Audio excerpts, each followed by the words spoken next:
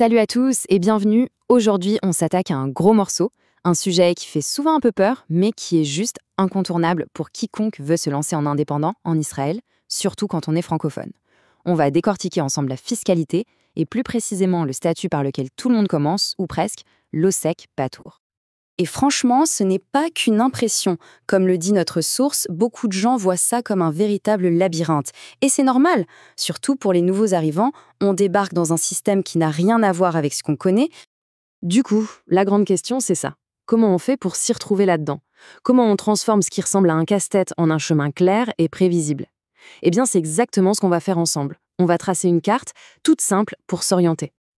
Allez, on plonge dans le vif du sujet. Le point de départ, la porte d'entrée pour la grande majorité des freelances, des consultants, des petites activités qui se lancent en Israël, c'est ce fameux statut, l'Osek Patour.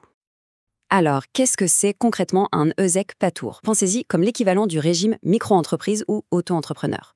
C'est un statut qui a été conçu pour être simple, pour alléger la paperasse, et il est destiné à ceux qui démarrent ou qui ont un chiffre d'affaires, disons, modeste. Et voilà le chiffre magique à avoir en tête. Pour 2025, c'est 120 000 shekels. C'est le plafond de chiffre d'affaires annuel à ne pas dépasser pour rester dans ce statut. Si on gagne plus, pas de panique, on change juste de catégorie, mais jusqu'à ce montant, on est dans ce régime simplifié. Bon, pour que tout ça ait du sens et pour vraiment comprendre comment l'impôt est calculé, il faut juste maîtriser quelques concepts de base. Voyez ça comme des briques de Lego. Une fois qu'on les connaît, on peut construire et comprendre n'importe quoi. La première brique, et honnêtement, c'est une super nouvelle, la déduction forfaitaire. C'est simple, le fisc considère automatiquement que 30% de ce qu'on a encaissé, ce sont des frais professionnels. Ça veut dire quoi? Pas besoin de courir après chaque facture de resto ou de taxi, c'est un abattement automatique de 30%. Ça simplifie la vie de manière incroyable. Ensuite, le Bichwa Leumi. Ça, c'est notre sécurité sociale, si on veut. Ces cotisations, elles sont obligatoires, bien sûr, et elles sont calculées sur notre revenu. Mais attention, sur le revenu après l'abattement de 30%. Et là, petit détail super intéressant, 52% de ce qu'on paye en Bichwa Leumi est déductible de notre revenu imposable. C'est un petit bonus fiscal à connaître. Le Mas Harznasa. Bon, là c'est facile, c'est le nom de l'impôt sur le revenu. C'est le montant brut de l'impôt qui est calculé sur ce qu'il reste de nos revenus après avoir enlevé toutes les déductions. Mais attention, ce n'est toujours pas ce qu'on va payer à la fin. Parce qu'il y a ça, l'arme secrète, l'élément le plus puissant du système fiscal israélien, les nekudot zikoui, les points de crédit. Et là, on ne parle plus de déduction. Non, on parle de crédits qui viennent réduire directement l'impôt à payer, euro pour euro, ou plutôt shekel pour shekel. Et on y a droit en fonction de sa situation. Résident, homme ou femme, si on a des enfants, c'est hyper personnel. Et pour que ce soit bien concret, regardez. Pour l'année 2025, un seul de ces points, ça vaut 2904 shekels. C'est une réduction directe de 2904 shekels sur l'impôt final.